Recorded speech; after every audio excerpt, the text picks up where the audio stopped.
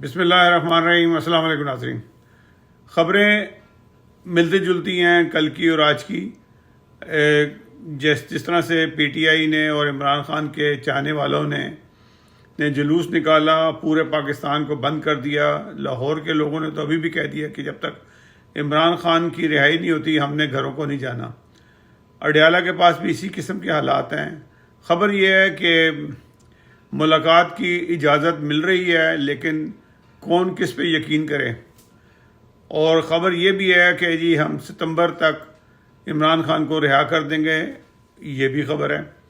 تو لیکن ادبار کرنا جو ہے نا مشکل ہے، کیونکہ اس قسم کے باتیں جو سی ہیں آتی ہیں اور چلی جاتی ہیں، اور کوئی ذمہ دار آدمی جو ہے اس کے اوپر بات نہیں کرتا۔ یہ خبر ہے کہ جو جلوس پی ٹی آئی نے نکالا اس میں مولانا فضل الرحمان بھی شامل تھے اپنا وزن ڈالنے کے لیے۔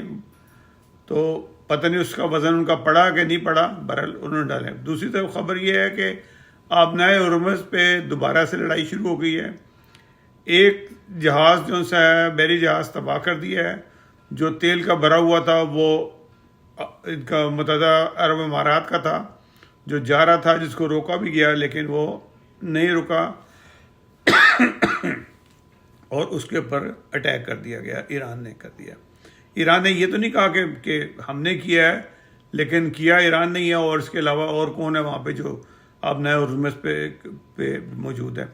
تو کوئی کسی کی ہلاکت نہیں ہوئی ہے، جہاز کو نقصان ہوا ہے، جہاز روک لیا گیا ہے۔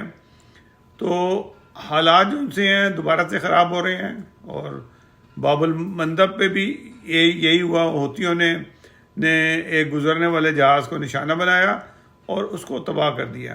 اس کا خاصا نقصان ہوا ہے، لیکن وہاں پہ بھی کسی جانی نقصان کی اطلاع نہیں ہے مجھے۔ تو حالات بگڑ رہے ہیں۔ دوسری طرف یہ ہے کہ اب جو صورتحال بن رہی ہے وہ یہ بن رہی ہے کہ ایران چائنیز اور رشین اسلحے کے ساتھ امریکہ کا مقابلہ کرے گا، جو ان کو مل چکے ہیں۔ ان کے پاس خاصی مقدار میں جو ہے اسلحہ موجود ہے، اور اب یہ وہ جنگ جو سی ہے یہ وہ جنگ نہیں ہوگی جو پہلے ہوتی تھی کہ 10 دن ہوئی اور رک گئی۔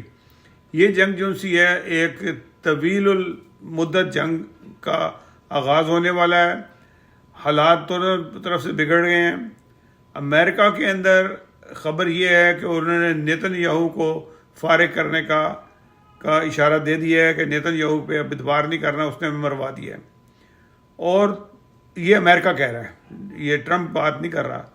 اور ٹرمپ کی چھٹی ہونے کے بھی آثار ہیں، کیونکہ ان کے ساتھ انہی کے جو اپنے ساتھی تھے وہ خاصی ناراض ہیں کہ انہوں نے بغیر سوچے سمجھے صرف نیتن یاہو کے کہنے کے اوپر آ کے حملہ کر دیا، اور جس کی ہزیمت اٹھانی پڑ رہی ہے امریکہ کو دنیا بھر میں۔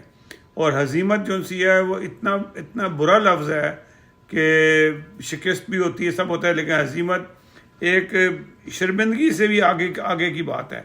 تو یہ حالات ہیں۔ تو اب دیکھیے کیا ہوتا ہے، اور مزید خبریں آ رہی ہیں۔